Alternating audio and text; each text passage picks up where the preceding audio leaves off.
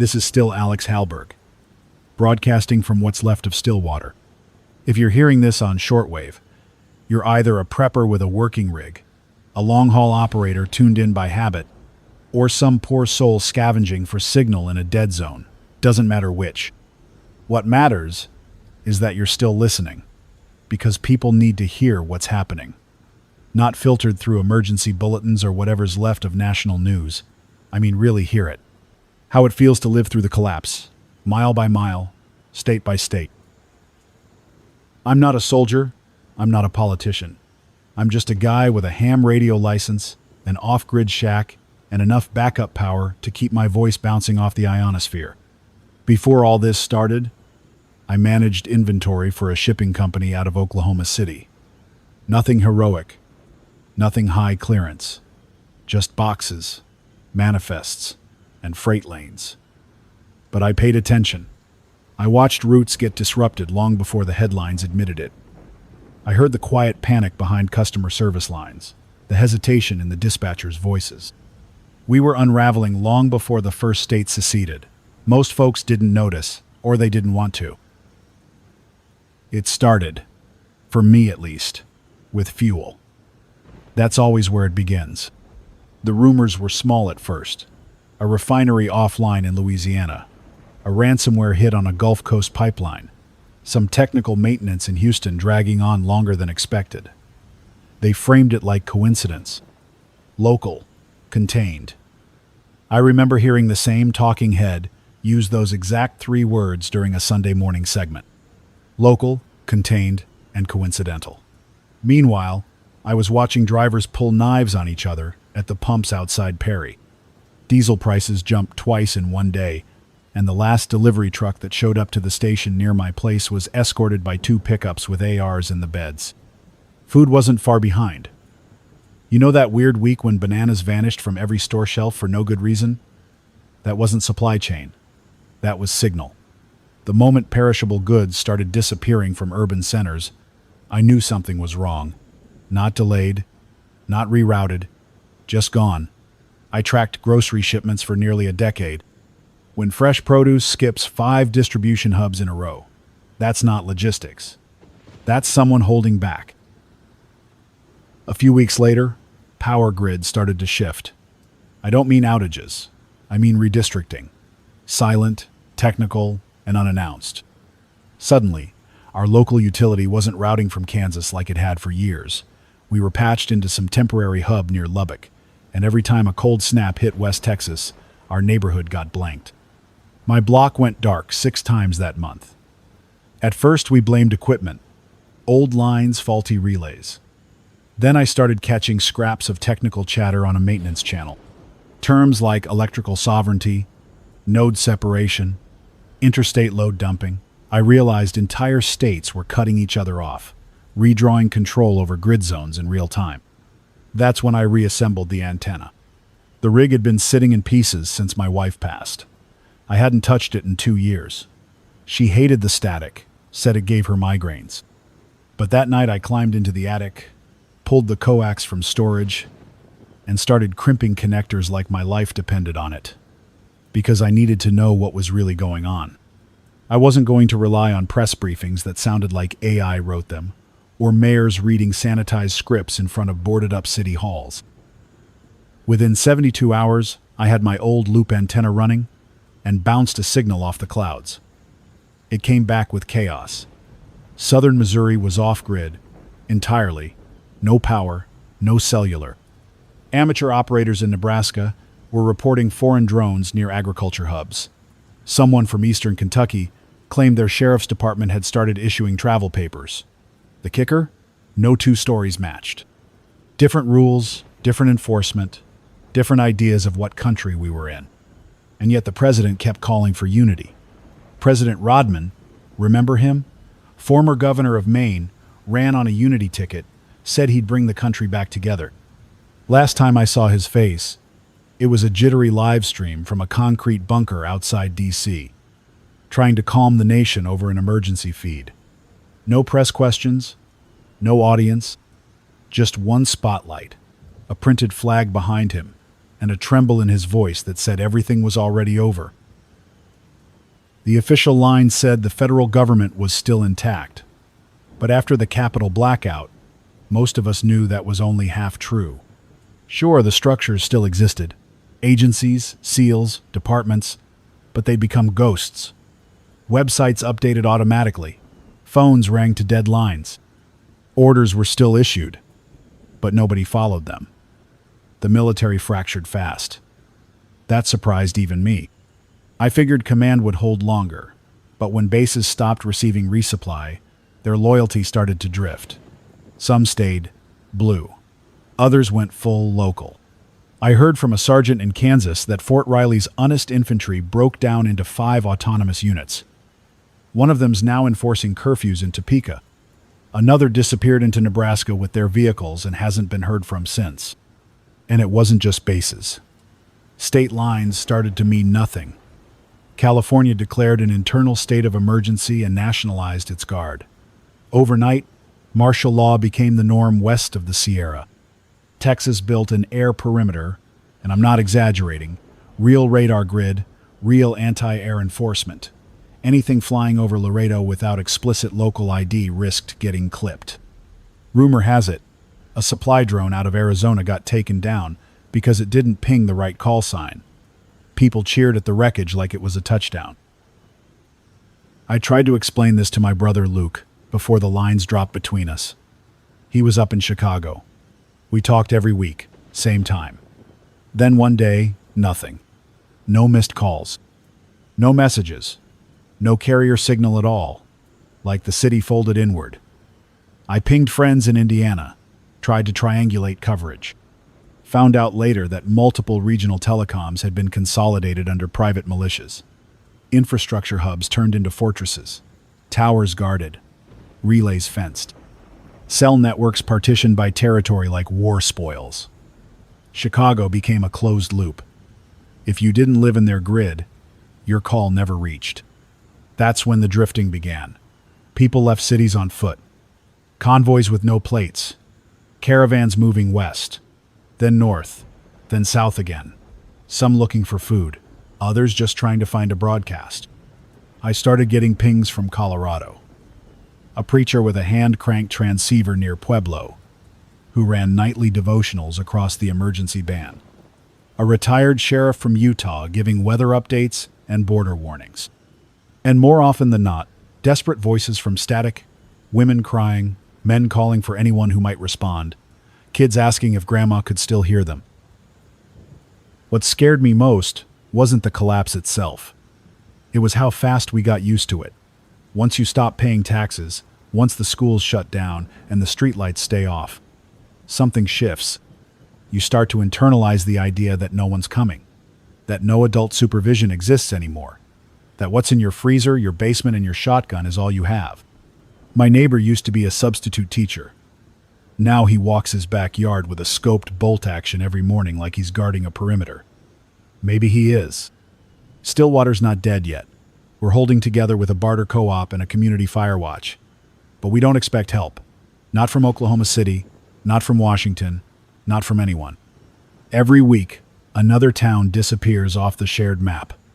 You check the signal logs, and it's just gone.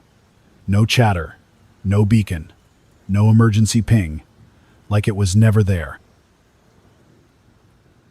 There's a new kind of silence that follows a place after it falls. Not the quiet of night, but a complete absence of presence. No birds, no machines, no motion, just air. Thick, heavy air that carries nothing. I passed through Enid last month, trying to fix a relay tower. The whole place was intact. Houses standing, gas stations unburned, even flags still hanging from porches. But no people, no bodies either. Just silence, and the dust rolling in. Something had come through. Not a battle, not a flood, just a decision to leave, or to vanish. I've got more to tell, a lot more. About the rail choke points in Kansas, about the armed ferry crossing into Arkansas, about the unmanned drones still circling the Mississippi and what they're broadcasting in the clear. But I'm out of daylight power, and the clouds haven't lifted in 2 days. I need to save charge for the overnight repeaters. If you're hearing this, pass it on. Record it. Rebroadcast it. Let people know they're not crazy for feeling like the country is evaporating. They're not alone for thinking the old lines don't matter anymore. And if you're on the move, stay west of I-35. Don't trust any open checkpoints near Dallas.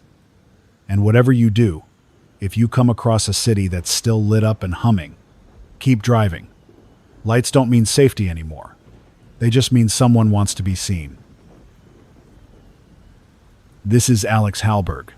Voice still holding, signal still bouncing. Still broadcasting from the hills south of Stillwater, Oklahoma, where the power lines are patched together with scavenged copper, and our water tanks haven't been chemically filtered in 2 months. I was going to spend this hour giving updates on the frequency jump near Des Moines, but I figured I'd start somewhere more important. The middle.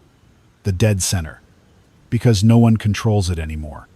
It's not just the power grid that's fractured. The territory between the old coastal power blocks is now gray. Not unclaimed, but uncontrolled. There's a difference. Plenty of groups claim counties, towns, rail crossings, even airspace. They print maps, issue edicts, mark highways with colors and painted sigils. But no one enforces them consistently. The deeper you go into Kansas, Nebraska, Oklahoma, Missouri, the more uncertain everything becomes. There are border posts without borders, flags without nations, patrols without orders. And most of them answer to no one but themselves. 2 months ago, I took a trip to install a backup antenna tower west of Ponca City. I knew it was risky, but we'd lost contact with half a dozen operators in that band. Stillwater's community net runs on a triangular grid, and the northwest node had gone dead. Could have been a hardware issue, could have been worse. I packed the van with enough tools to fix most common failures, a backup battery rig, and a short stock 12 gauge. I don't normally carry long guns, but that stretch of road passes near a territory held by something called the Great Plains Resettlement Command. Nobody really knows who they are. Some ex-military, some mercenary, some just guys with walkie-talkies and rusted Humvees. They'd set up a perimeter on Highway 60, put signs up saying, "Autonomous Zone, no trespass." No legal code, no authority stamp. Just a bold white sign with black lettering and 3 rifles stenciled across it. I stayed off the pavement as much as I could. Cut through overgrown fields, abandoned subdivisions, old rural access roads lined with cracked mailboxes and tipped-over trash bins that hadn't seen use since the last USPS run. Occasionally, I'd pass a house still lived in. Not always obvious at first, but if the curtains were drawn from the inside and the door had a bolt across the outside, you knew someone was in there, watching. These days, people don't answer knocks. They track footfalls. They watch the dust trail of your van from a mile out and decide if they're going to warn you or let you pass. Most just let you pass. The tower I reached wasn't in terrible shape. Lightning had fried part of the repeater's surge module, and the solar inverter was halfway melted. Easy fix, relatively speaking.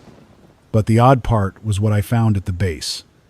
Footprints, fresh, multiple sizes. Someone had been there already, not just passing by. Someone had climbed the service ladder and left behind a hand-drawn frequency chart on the panel door, marked in pencil. Whoever they weren't local. The notes listed repeater skip angles from counties, as far as Amarillo and Springfield. That meant someone was still trying to connect across regions. Not broadcast, but listen. That's rare now. Most people just scream into the void or try to establish control. Listening takes patience, and it doesn't pay immediately. But I copied the chart, added my call sign, and left a spare signal tag with my analog signature. It's a long shot, but maybe they'll come back. On the way back, I spotted one of the checkpoints. It wasn't marked on any map. No warning. Just an improvised barrier where a narrow bridge crossed the Arkansas River. Sandbags, metal barrels, a decommissioned school bus with the front windows smashed out. Men standing around it with body armor that didn't match, carrying weapons that were maintained but not uniform. That's the hallmark of these factions.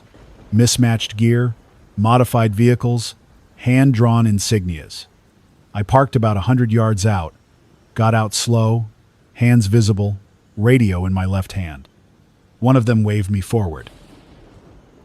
Their spokesman was a guy in his 40s, tan, beard, short sleeves, with an old sheriff's badge duct taped to his vest. Called their group the 54th Preservation Corps. Claimed jurisdiction over a 20-mile radius under emergency rural defense statutes. I didn't challenge him. I just said I was running equipment repairs for local comms. That seemed to satisfy him. He warned me not to head south toward Perry. Said another outfit had taken over a grain storage facility down there and was charging tolls for water access. Apparently, that's how things work now. Water by the gallon, grain by the pound, ammo by the round. He asked if I'd seen anything unusual. From the air, drones, helicopters, signals. I said no, which wasn't true. I'd seen one drone, fixed wing, flying low near dusk 2 days prior. No ID on it, no lights. It made 3 passes over a burned-out rail yard and then vanished west. I didn't report it because I didn't know who to report it to. These days, information is currency, and you don't spend it unless you trust the vendor. When I got back home, I updated the Stillwater repeater logs and added the Preservation Corps checkpoint to our gray zone registry. We keep a list. Groups that control without recognition, defend without law. There are 212 names on it now. Some come and go, others hold territory for months. A few have started issuing papers. Most don't last. Power struggles, internal collapse, rival bands. You don't build a nation with a van full of rifles and a PDF constitution. But the scary part is how organized some are becoming. I picked up a signal from eastern Colorado last week. Military comms encryption, legit formatting, full weather telemetry embedded in the ping. Either a rogue unit reactivated part of the Air Force satellite band, or someone got their hands on a real secure uplink. Either way, it means there's coordination out there. Not chaos. Plans. The federal response has all but disappeared. I haven't heard a verified FEMA transmission in over 8 months. DC still emits a low-frequency emergency pulse every 12 hours, but it's automated. You can tell by the sync pattern. It's running off a dead-man loop, probably buried somewhere under Langley or Cheyenne Mountain. Occasionally, you'll catch a DHS vehicle heading east on I-40, stripped of insignia and escorted by unmarked SUVs. But they don't stop. They don't broadcast. They just move. There was a time when I thought the coasts might restore order. I mean, California has its own power grid. They've got ports, refineries, infrastructure. But the last reports I received from Fresno described armed checkpoints every 6 blocks, drones monitoring grocery lines, and water rationing enforced by paramilitary contractors. Not military. Contractors. The kind who don't wear names or speak on record. That's not order. That's control. And there's a difference. Texas, for its part, has become something else entirely. They call it the lone sovereignty now. Not officially, but that's how they refer to themselves over local feeds. Their state guard reports only to a central authority out of Austin. All federal signage has been removed. I've heard they're issuing biometric ID cards that double as payment and access verification. If that's true, they've already moved past secession into nation building. I don't know if that scares me or impresses me more.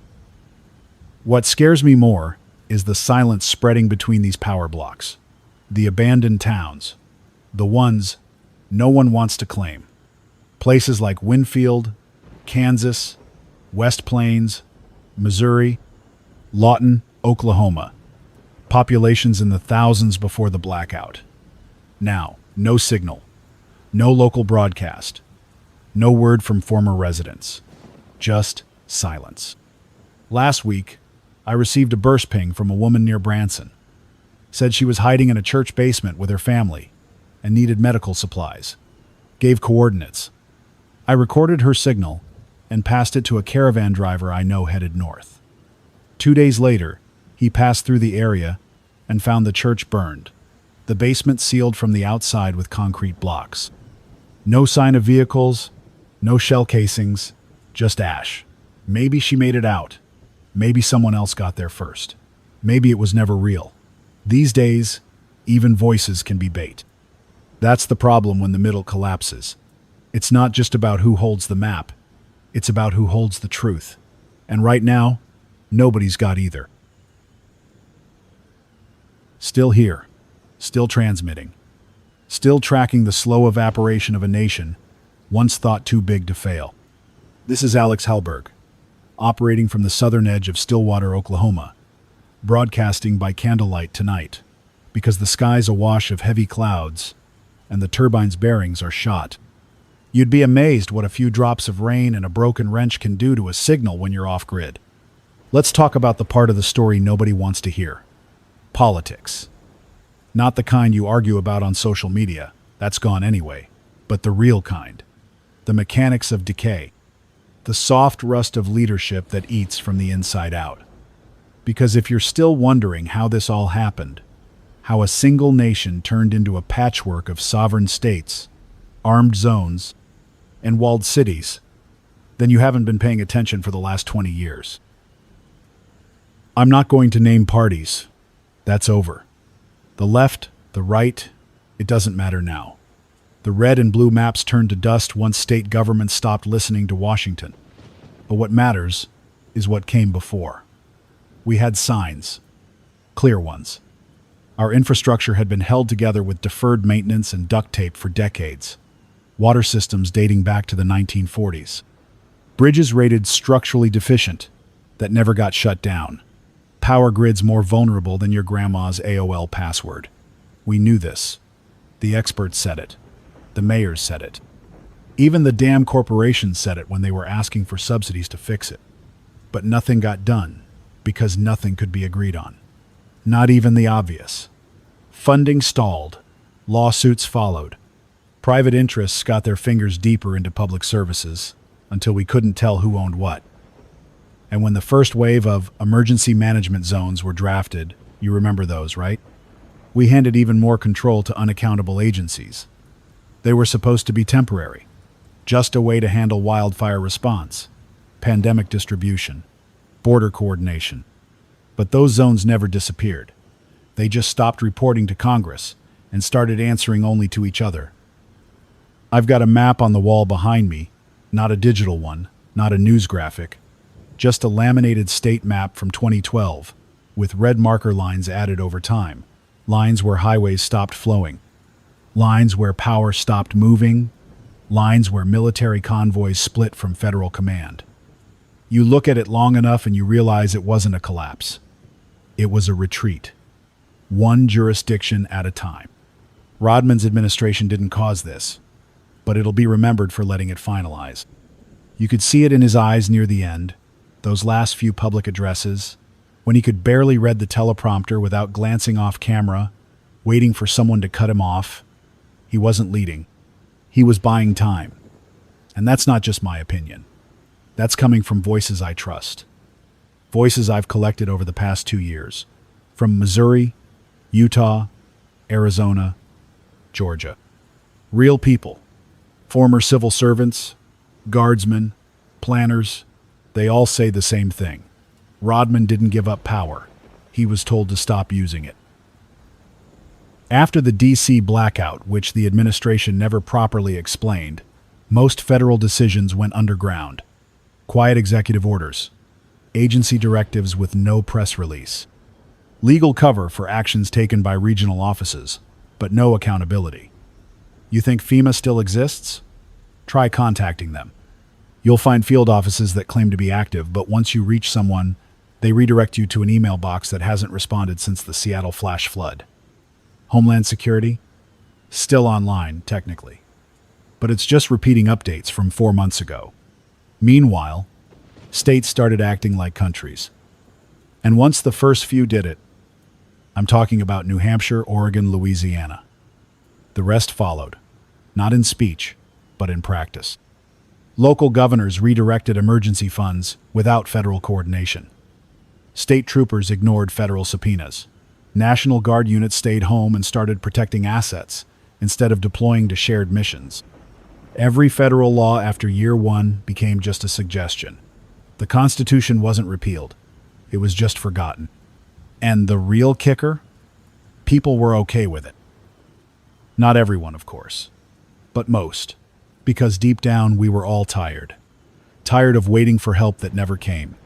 Tired of watching the same three politicians argue over optics while gas hit $9 a gallon. Tired of pretending that social media counts as news, and news counts as truth. When Kansas stopped sending representatives to the Capitol, nobody marched. When the Carolinas split their airspace for defensive control, nobody flew out to stop them. We just accepted it. Because it was quieter to pretend the rules still applied than to admit they were already gone. I've talked to ex-journalists who now run pirate print networks out of school basements. I've spoken to a former EPA analyst who turned a Colorado ski lodge into a water treatment hub for 3 counties. And I've got a buddy from Albuquerque who used to work in municipal finance. Now he issues local currency out of a converted laundromat. All of them say the same thing. The old system was already broken. We just didn't know how much until it stopped pretending. And now? Now we've got borderlines with rifles behind them. You want to cross from Oklahoma into Arkansas? Good luck. Not just because of the checkpoints, but because you don't know who is running them. Could be a legitimate guard post. Could be a local militia calling itself a security bureau. Could be a foreign group. That's right. We've confirmed multiple sightings of international operatives working inside what used to be U.S. territory. Not in uniform. Not on official channels. But active, visible, and coordinated. A transmission came in last week from the Panhandle. A trucker who said he spotted a convoy near Amarillo with markings he didn't recognize. Not American, not Mexican. Tactical vehicles, plateless, speaking something he thought sounded Eastern European. I've heard versions of that story before. Too many times now to dismiss. Some claim they're private security firms brought in by former governors. Others think they're rogue intelligence remnants. I don't know. I just know they're not ours. Another thing no one wants to talk about is the economy.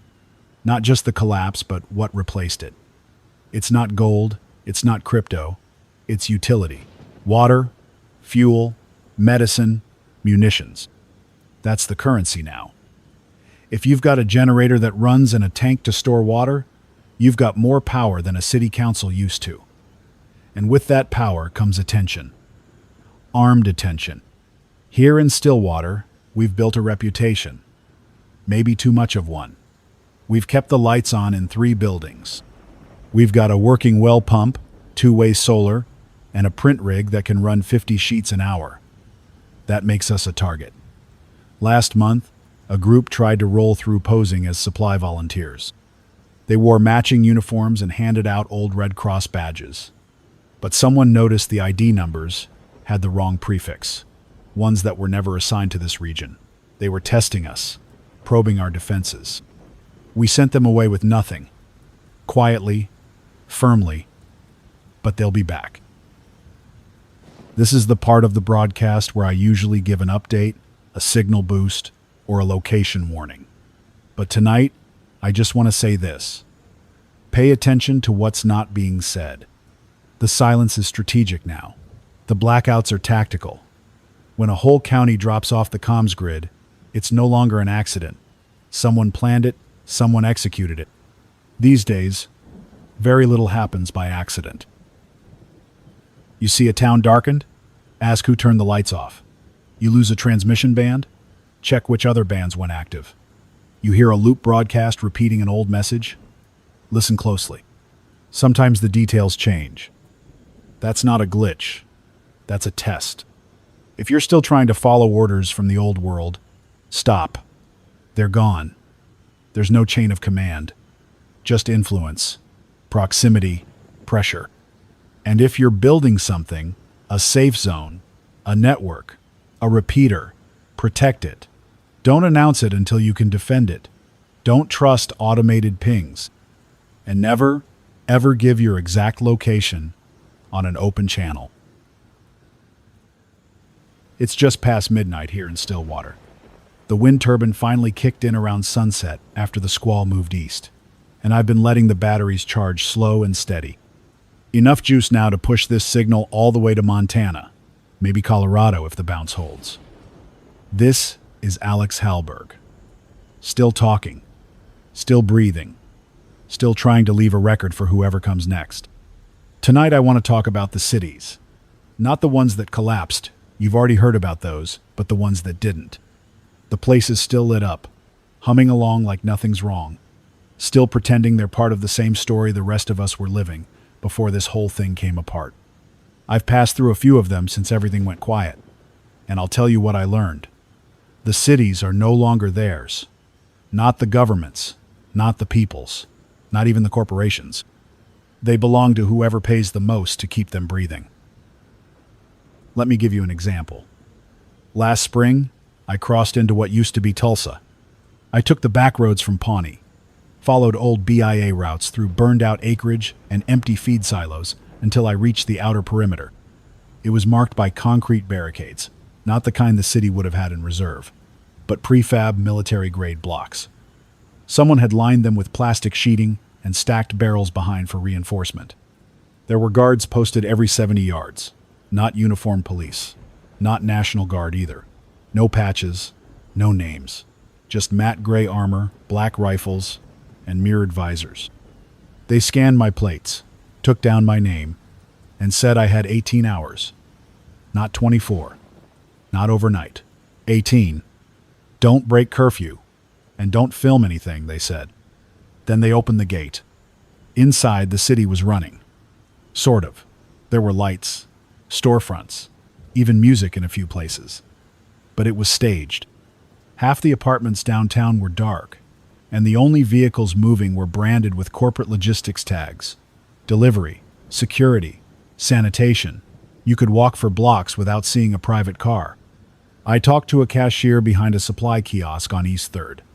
She said she hadn't been outside the core zone in 7 months. Her paycheck came from a contracting firm that handled both food and transportation. When I asked who issued her ID, she just said, "It updates every Monday." She didn't know who programmed it. That's what most of these cities are now. Controlled access zones funded by private investment groups, foreign capital, or legacy tech firms that pre-bought municipal bonds during the early collapse. They don't need democracy. They just need perimeter control, power, and quiet. And if you don't fit into that system, if you're sick, poor, unregistered, or just inconvenient, you're not part of their plan. Now, I don't say this lightly. I'm not anti-city. I grew up near Oklahoma City, spent 10 years working freight for a logistics company that ran through downtown hubs every day. I loved walking under the neon signs, hearing the train horns echo off the brick canyons at dusk. Cities were beautiful once, messy, overcrowded, vibrant, but they depended on something we don't have anymore. Scale, supply chains, trust, a coherent national backbone to hold them together. Without it, they've either hardened into fortress zones or gone feral. Kansas City split in two last year, literally. The Missouri side declared emergency civic autonomy and invited in 2 different international infrastructure firms to stabilize their power grid. The Kansas side rejected the contracts and tried to build a civilian-led resilience committee. That committee was raided and disbanded by an unmarked force 6 weeks later. No accountability, no investigation, just a blank spot on the comms map and a slow migration of residents north into Nebraska, which isn't faring much better. And this brings me to the bigger question I keep getting on the repeater net. What about the rest of the world? Is it just us? No, it's not. Most of the outside world is still running. Not untouched, but intact. I know that's hard to believe if you've only been seeing things from inside our wreckage, but I've pulled satellite logs, filtered amateur intercepts, and traded enough static-drenched broadcasts with operators overseas to know the truth. We're the outlier, not the norm. Europe is holding together. They had their rough patches in the beginning. Protests, cyber-sabotage, energy disruption, when our LNG shipments dried up. But they adapted. Germany leaned hard into local energy grids and municipal agriculture. France nationalized key rail corridors. The Nordic countries pooled resources into a centralized civil continuity pact that's now keeping all their borders semi-permeable and functional. Even the UK, despite its issues, managed to maintain a public broadcasting system and rolling power backups. People complain over there, sure, but their trains still run, their hospitals still open, their cities still belong to citizens. Asia is more complex. Japan pivoted early. They pulled all their overseas contractors home in the first 2 weeks of the American blackout and doubled down on domestic manufacturing. They even recommissioned several old nuclear plants. China took a different route. They consolidated quickly, using our collapse as proof of concept for their own domestic unity. No dissent, no negotiation. Just swift, controlled messaging. The economy shifted inward, and the state media barely even mentioned our failure. That should tell you how insignificant we became in their eyes. South Korea is thriving. I'll say it again. Thriving. They cut military cooperation with us 6 months into the crisis, restructured their chain of command, and opened new trade routes through India and Australia. Their shipping ports are busy. Their digital infrastructure is solid. And from what I can hear on the bounce signals, their public morale is still relatively high. They didn't need us the way we thought they did.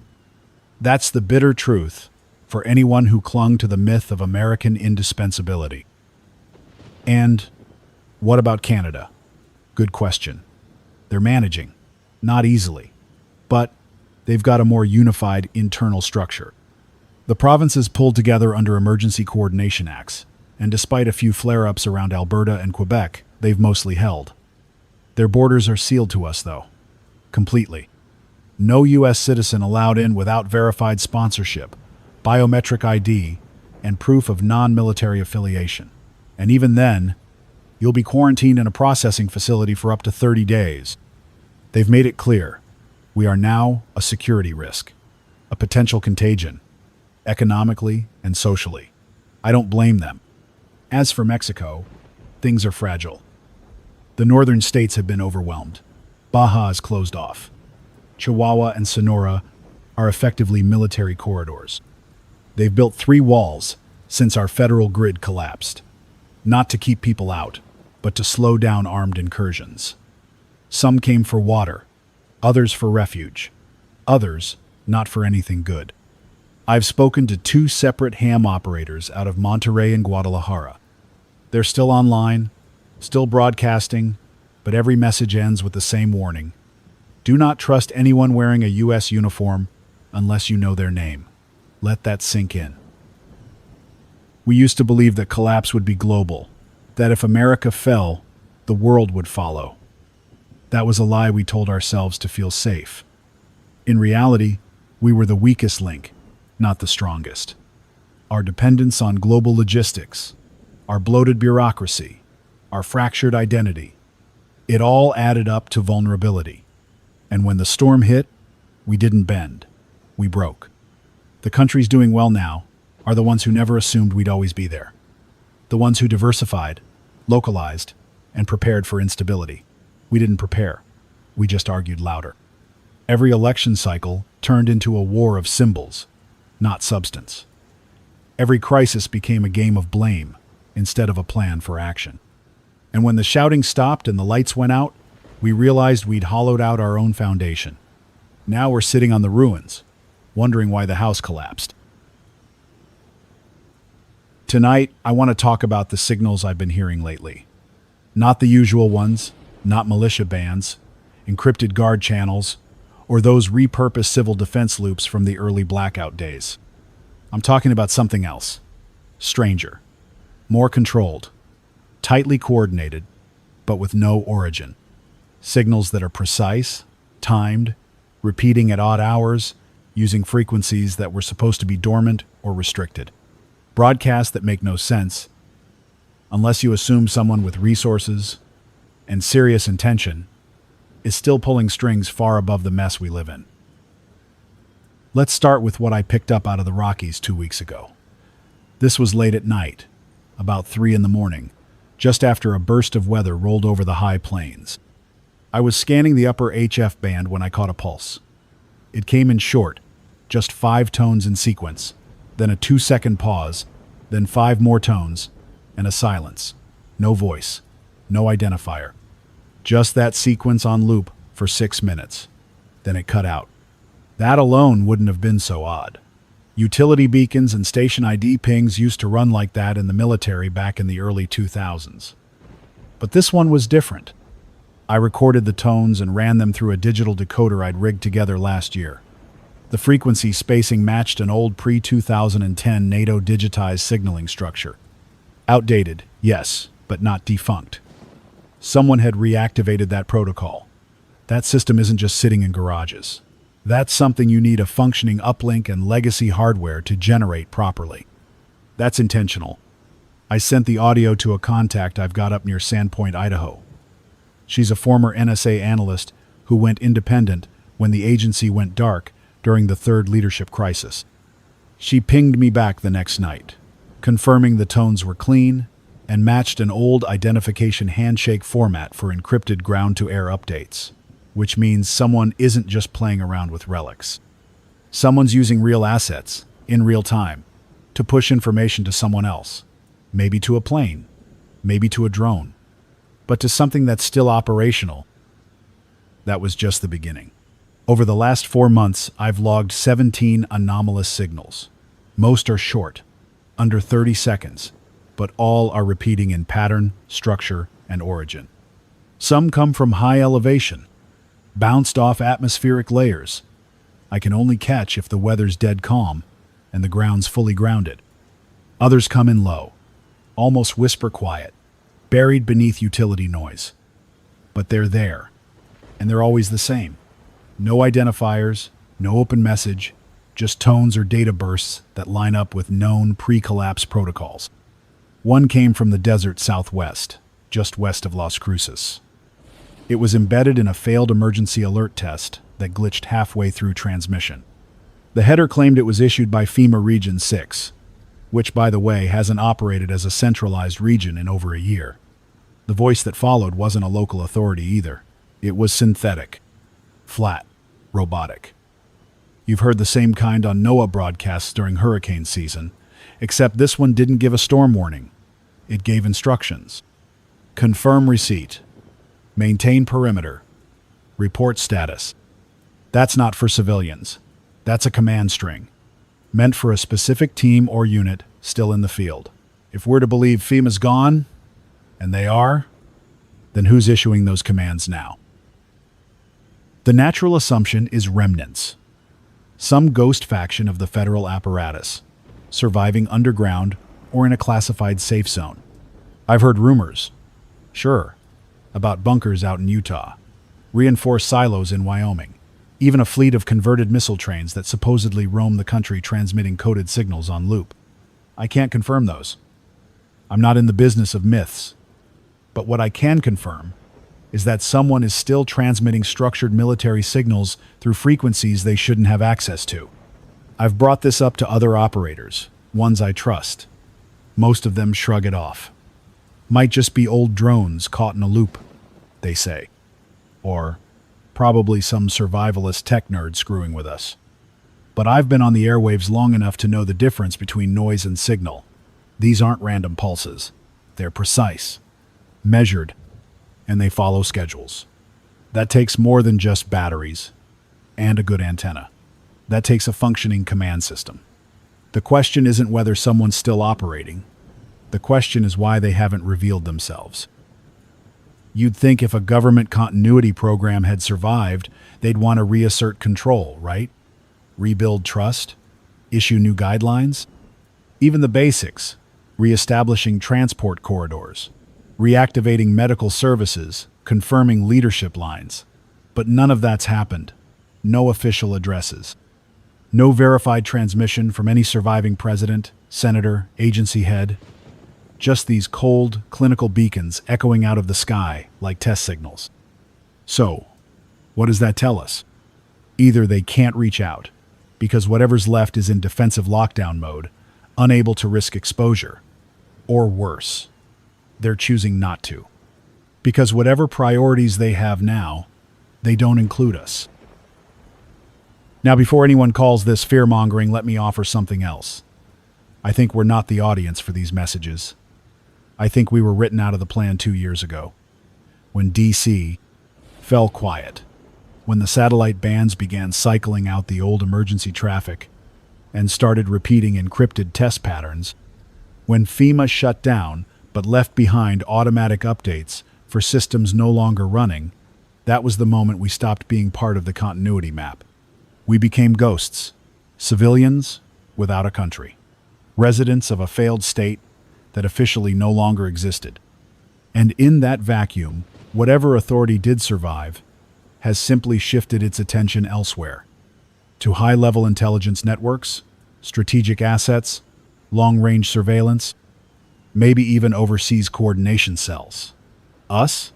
We're noise, interference, the part of the system that's too broken to fix, too chaotic to reabsorb. That's why the broadcasts are so eerie. Because they're not broken. They're intentional. And if they're not for us, then who are they for? I'll give you one more story before I go.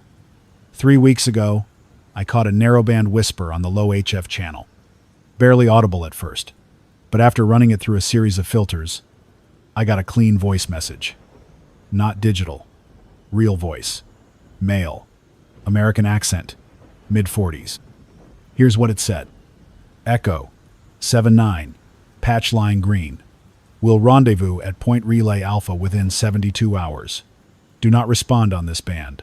Transmit via Echo 2 secure at agreed time. Maintain radio silence. That's it. That's all. But that's enough. Point Relay Alpha isn't a civilian term. That's a dead drop term used in Cold War protocols for personnel handoffs. That means there are still people moving, still coordinating physically, not just over the airwaves. And if that's happening, then there's infrastructure we're not seeing, supply chains we're not tracking, possibly even mobile units that operate under the radar, not helping, not healing, just continuing. And look, I'm not saying some deep state boogeyman is running the world. This isn't a movie. This is real life. What I'm saying is that power never fully disappears. It just moves. It adapts. The networks we used to see on the news, the intelligence circles, the surveillance infrastructure, all of it still exists somewhere. The satellites are still in orbit. The undersea cables are still live. Some military bases have simply gone dark, not destroyed. Closed doors, not collapsed buildings. And while the rest of us build co-ops, trade grain for solar parts, and bury our dead in unmarked lots, there's a parallel track being run, quietly, deliberately, and we're not on the passenger list. That's what these broadcasts are. Not messages, not warnings, but reminders that the machine didn't die. It just changed who it answers to. This is Alex Halberg, Stillwater, Oklahoma. Broadcasting from the ridge, 1 bar of heat left in the stove, and just enough wind to keep the turbine blades groaning through the night. The sky's clear. Moon's sharp. I can see the rusted tower from here, silhouetted against the tree line. It used to carry television for half the state. Now it's just a perch for crows, and the occasional scout drone that floats by too high for my shotgun to care. But that's all right. Let them watch. There's not much left to see. Tonight I want to talk about the end of authority. Not in the abstract, not as a philosophy, but as a real, observable process. Because that's what we've lived through. The breakdown of command, the collapse of enforcement, the final, awkward shrug of a once mighty country that ran out of people willing to take orders, and people willing to give them. 2 years ago, you still had someone to blame. Governors, presidents, directors, CEOs. There was still a pecking order. Still someone you could write a letter to, or yell at on a live stream, or protest outside their office. There were still rules, even if they were crumbling. Still, the illusion that if you pushed hard enough, someone would answer. That illusion is gone now. And what replaced it? Just static. Not silence, static. Noise that pretends to mean something. Auto-generated messages. Pre-recorded warnings. Paper notices that expire before the ink dries. People keep asking, when will the war end? What they don't understand is there is no war. Not in the way we're used to thinking about it. There are battles, yes. There are raids and skirmishes and drone strikes and black bag disappearances. But a war implies two sides. It implies leadership, intent, conditions of surrender. What we're in now, this isn't a war, it's drift. A slow erosion of structure until all that's left is force and survival. And here's the punchline. There's no one left to surrender to. I've met people, scared people, who still carry ID cards, like that matters. They'll show you their driver's license like it's a badge, hoping it'll buy them access to a checkpoint or a ration depot. I don't fault them. Habit is a powerful thing. We spent decades conditioning ourselves to trust authority, to believe that documentation and protocol could get us through anything. Now all those systems are gone, and people are still reaching out into thin air hoping someone will answer. Let me be clear. Nobody is coming. Not the military, not FEMA, not the United Nations, not the Red Cross. Those were institutions that required a stable command, reliable logistics, and the illusion of a functioning state. You lose that. You lose the whole structure. And that's where we are now. Functionally stateless. Operating in small clusters, micro-governments, armed communes, refugee bans. Any resemblance to the United States as it was is just branding. It's not real anymore. I remember the moment it really hit me. It was last winter, just north of Denton, Texas. I was traveling with a small supply caravan. 6 vehicles, 2 trailers, 1 generator between us. We'd been told there was a federal humanitarian outpost still running inside a repurposed high school gym. We got there after 3 days of dirt roads and checkpoint dodging. The building was real. The flag was still up. There was a chain of sandbags along the south entrance. But inside, nothing. No people, no supplies. Just the echo of a looping loudspeaker that said, "Remain calm. Assistance is on the way." It played every 90 seconds. Battery powered, rigged into the emergency PA. That thing had probably been playing to an empty room for months. We checked the gym. Nothing. Classrooms? Empty. The cafeteria was stripped clean. Upstairs in the principal's office, we found a smashed radio and 3 months' worth of radio logs scribbled in pencil. It stopped with a final note that said, "Holding position no longer viable. Recommend westward relocation. No further contact." That's all. No names, no orders. Just someone who waited too long to admit the chain of command was broken. People outside the cities are used to this now. But in urban zones, it hits harder. Cities ran on policy, on regulation, on predictability. When those go, what's left is just territory. Not community, territory. Fenced, armed, patrolled. Not for safety, but control. You want to walk across 7 blocks of what used to be public infrastructure? You better know the name of the gang that controls the west entrance. You better have trade, or leverage, or both. Because nobody cares what your last tax return said. And before anyone thinks this is just a lawlessness problem, it's not. This is deeper than crime. This is the result of a nation that built all its trust on central enforcement. And when the center failed, so did the trust. It didn't take weeks. It took days. I watched whole neighborhoods turn inward, lock their doors, and stop answering radios. "We'll handle our own," they said. But most of them weren't ready. And when pressure came, from hunger, from raiders, from internal collapse, they had nothing left to lean on. You can't rebuild a country out of suspicion. I've heard stories of governments forming again.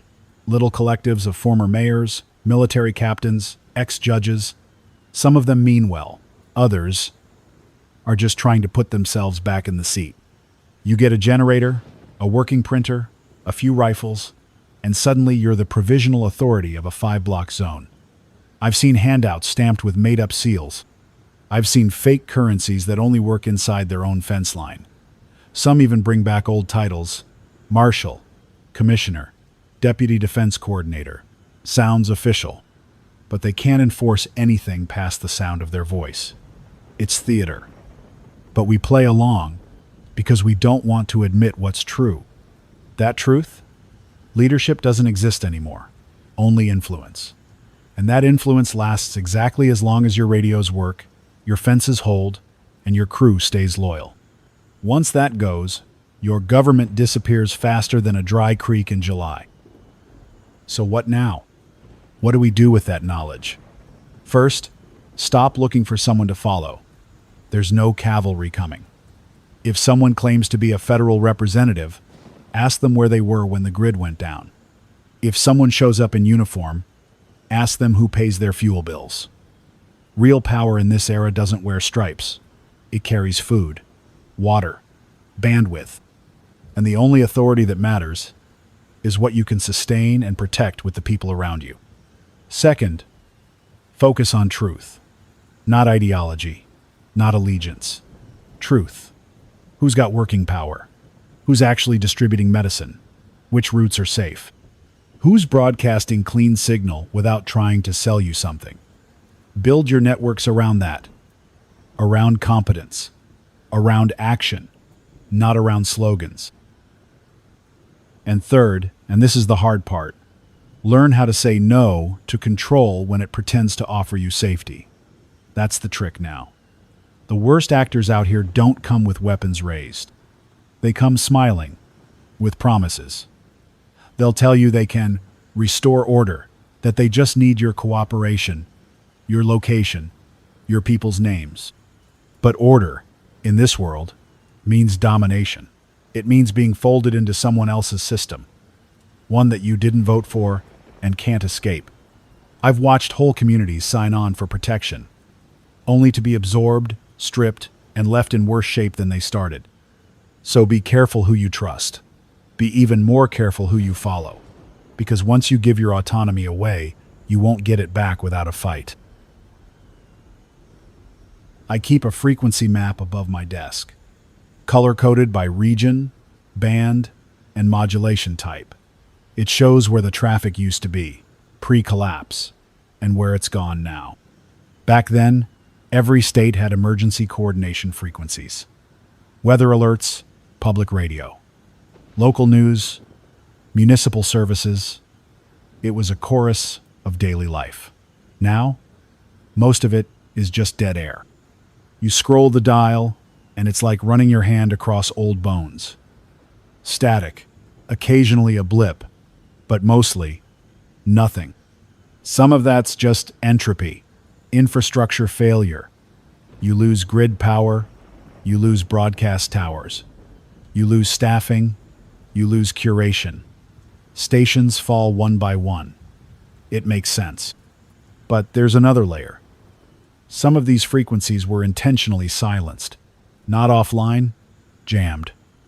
I've seen the patterns, the shaped noise. Someone made the choice to turn those signals off.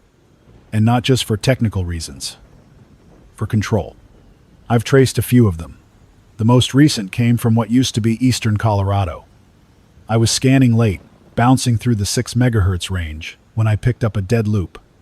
No voice. No ID. Just band-shaped hash, with a high-frequency watermark running underneath. A sound only visible when you speed the recording up 20 times. When I finally decoded the signal, it matched known suppression patterns used by military countersignal platforms. Someone buried that frequency on purpose. Scrubbed it clean. Now, you don't go to that kind of trouble unless there's something you don't want people hearing, or unless you want them to think there's something dangerous on that band. Either way, it tells me that someone still monitors the airwaves, and someone still cares what information travels through them. And that's why I spend so much time listening to the silence. Because sometimes, it's the only indicator that something used to be there. When you hear a repeater that's just static, but still pulsing its carrier tone every few minutes, that tells you the machine's still alive, but the voice is gone. And when you hear a full block of spectrum that's been replaced with shaped white noise, that tells you someone else is talking over it. You start to learn the difference. But it's not just signals. It's places, too. There are towns now, small ones mostly, where everything looks normal until you get close. Houses still standing, yards mowed, solar panels clean, sometimes even music playing through outdoor speakers. You approach with caution because it looks like someone's home, but then you realize there are no people, no movement, no engine sounds, no smoke from chimneys, just an eerie stillness that presses against your chest. I passed through one of those places 3 weeks ago, west of McAllister. I won't name it here, but if you're familiar with the area, you'll know it. Used to have a small grain mill, 3 churches, a high school football team that made state a few years back. Now it's just empty. No sign of struggle, no wreckage, just paused. I parked near the post office and walked half a block. The air was still. No birds, no wind. I found a cafe with a half-eaten sandwich still sitting on a table by the window, mold curling at the edges. That's not normal. That's not evacuation. That's not raiders. That's not natural decay. That's interruption. It felt like someone hit pause on the whole town and walked away. No signals coming from the area, no local broadcast, no low-frequency comms, just a kind of acoustic dead zone. Whatever happened there, it didn't make noise. It just removed things. And this is happening more often than anyone wants to admit. Pockets of stillness, not devastation, not ruins, just silence, like someone's vacuuming up life in clusters. I've gotten similar reports from operators in Arkansas and West Texas. One guy, retired Army Signal Corps, told me he'd passed 3 towns in 2 days without seeing a single soul. No destruction, no looting, just lights on, machines idle, doors open. He swears he saw movement out of the corner of his eye, but every time he turned it was gone. Could be paranoia, could be stress. But his radio logs show something else. Between those towns, his equipment picked up a persistent low-band pulse, just above the noise floor, running at a frequency commonly used for surveillance drones. That implies surveillance, monitoring, observation, without engagement. It implies someone watching, without revealing themselves. And if that's true, who and why? I've said this before. We're not the priority anymore. Not to whatever's still operating in the higher reaches of the system. If someone's running missions, they're doing it quietly, targeted, efficient, and the places they leave silent, they don't announce. They just fade. What scares me more than the violence is this clinical silence. Not rage, not chaos, but decision. The idea that someone is out there determining who stays on the map and who vanishes from it. That's why I log every missing signal. That's why I record every dead repeater, every failed ping, every outpost that goes from busy to blank in under 72 hours. Because I don't think these silences are accidents. I think they're messages. The kind you don't send with words.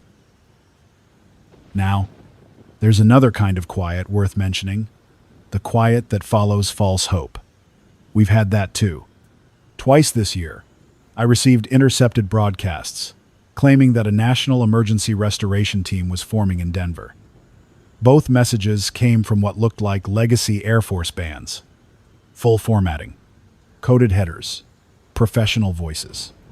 The message gave a list of waypoints and called for qualified personnel to report for reconstitution duty. It even listed a command structure. I almost believed it. A few others did. One caravan went west. We lost contact 2 days later. When I tracked the source of the signal, it wasn't coming from Colorado at all. It was bouncing from a small repeater hub east of Albuquerque. I triangulated it with a contact down in Tucumcari. When he got close enough to scope the tower, he found it burned at the base. Recently. The whole system was being powered remotely by a solar rig, hidden beneath an old communications van, the kind once used by mobile telecom teams. The signal was fake, fabricated, but convincing. That's the danger now. The quiet is no longer neutral. It's strategic. People are using silence like a weapon, letting signals die so others can replace them, setting traps with hope. And once you step into that silence, thinking it's safe, you don't step out again. There's one more story I want to share. I picked up a faint whisper near the Louisiana border last week. A single female voice, no background noise, no call sign. She was reading numbers, not coordinates, not weather, just long strings of numbers, 12 digits each. 5-second pauses in between, then silence. It went on for 6 minutes. I checked the digits against everything I had. Time codes, IP blocks, encrypted reference sheets. Nothing matched. But here's the odd part. Each time she repeated the sequence, she changed exactly one digit, like someone adjusting a lock combination.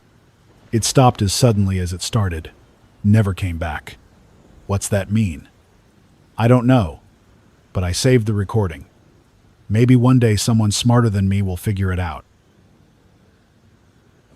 Stillwater's still here, still breathing, still fighting the cold that settles into your bones before sunrise. This is Alex Halberg, transmitting again on 7.830 megahertz, coming to you from the edge of what used to be a quiet college town and is now just a place that runs on handshakes, scrap, and what's left of the old solar array up the hill. The wind's steady, the signal's clean, and for the first time in a while I've got more warmth than I need. Not in the stove, in the chest. Tonight, I want to talk about what we still have left. Because it's easy to spend every hour cataloging the collapse. We all do it. We track the cities we've lost, the roads that can't be traveled, the frequencies that went quiet, the people we'll never hear from again. And those lists get longer. Every week, every day. It's human nature to count the things we've lost. It's harder to recognize what hasn't vanished, what's still here, and even harder to admit that some of it might actually be worth carrying forward. Let me start with something simple. People still help each other. I've seen it more in the last 2 years than I did in the 2 decades before everything fell apart. A kid no older than 16 who ran antibiotics 3 towns over on foot because the last diesel tank had been siphoned out of the co-op truck. A retired math teacher who taught 24 children in an abandoned auto shop with nothing but chalk and a cracked whiteboard. A mother who kept an entire makeshift clinic, supplied with clean gauze and boiled water, while the rest of the region waited for an airdrop that never came. You don't see these people on the airwaves. They're not issuing declarations or designing new currencies or calling themselves mayor of anywhere. They're just doing what needs to be done. And the fact that they still exist, that we still exist, says more about the human engine than any plan ever drafted in a marble building. We've adapted. I don't say that lightly. Adaptation doesn't mean comfort. It doesn't mean success. It means surviving when the rules no longer apply. And I've seen people do it in ways I never imagined. In Payne County, a group of 6 families built a multi-tiered water capture system using salvaged billboard tarps and grain gutters. They catch fog runoff now. Fog. That's their drinking water. And it works. South of Ardmore, a community converted the basement of an old church into a hydroponic grow room, running LEDs off a bank of salvaged solar panels mounted onto a grain silo. They grow enough greens to keep 30 people from developing deficiencies. They barter the rest for medicine and fuel. A woman I know outside Norman figured out how to refine ethanol using scrap corn and soda cans. She taught it to her neighbors. Now they've got fuel enough to power 2 small generators and a perimeter watch light. This isn't the future we wanted, but it's the one we've made. With our hands, with old tools, with stubbornness and memory, and the refusal to go quietly. What else have we kept? Communication. Not as it was, but as it matters. We don't have global networks anymore. We don't have instant feeds, scrolling nonsense, or algorithm-fed outrage. And maybe that's a blessing. What we do have is slow, deliberate contact, relays, repeaters, signals that bounce across miles with effort. When someone broadcasts now, it's because they mean it. Every word counts. Every minute of airtime is deliberate. You don't waste battery power just to be heard. You transmit when it matters. And people listen again. Really listen. Not scroll, not swipe, not skim. They tune in, they record, they log, they share. I've had messages I broadcast here reach as far as Montana through 3 jumps and 2 translation passes. Do you know what kind of commitment that takes? That's not consumption. That's participation. That's civilization, reborn in static, and patience, and signal strength. We still have language. We still have story. I've seen children writing by candlelight, diaries, journals, fiction. Whatever helps them understand the world we left behind. I've heard elders retelling old family histories over dinner because they know there might not be another time to pass them down. And I've collected letters, real handwritten letters, that people asked me to read on this broadcast because they wanted their voice carried past their fence line. Not their opinion, their voice. You know how rare that was? Back when the world was normal? Back when shouting online was easier than speaking face to face? Now, every word you send means something. Every person who hears it becomes part of your survival. We've kept music, even in the dark, even when food's low and people are tired. Someone always has a guitar, a harmonica, a drum made from a steel can, and fishing line. I stopped by a caravan crossing near the old Route 60 bridge last month, and a boy no older than 10 was playing a fiddle with 3 strings, bow held together with duct tape. He was playing something I didn't recognize, something bright. People stopped to listen. They smiled. That's resilience. Not flags, not laws. We kept music. We kept memory. We kept meaning. And maybe most importantly, we've kept choice. It doesn't always feel like it.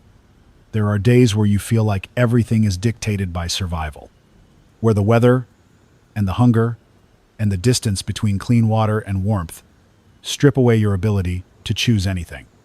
But we do still choose. We choose who to help, who to trust, who to bring into the circle, and who to keep out. We choose whether to repeat the mistakes of the old world, or whether to build something better with what we've got left. And I'm not naive. I've seen cruelty too, real cruelty. There are warlords out there, predators, factions that only know control, but they haven't won. They haven't crushed us. They rule over scraps of territory with fear and guns, but they don't own hope. They don't own dignity. And that's the part they can't touch. If you're still alive, still listening, still building, you are part of something no government ever created. You are part of the long tail of a civilization that was never about power, but about people, about cooperation, persistence, patience, about learning the names of your neighbors and caring what happens to them, about feeding someone before they ask, about teaching a child how to use a compass, not because it's trendy, but because one day it might save them. We still have those things. And if we can hold on to them long enough, fiercely enough, without selling them for comfort or power, then maybe what comes next won't look like what came before. Maybe it'll be smaller, slower, wiser. Maybe we won't rebuild the United States. Maybe we'll build something better.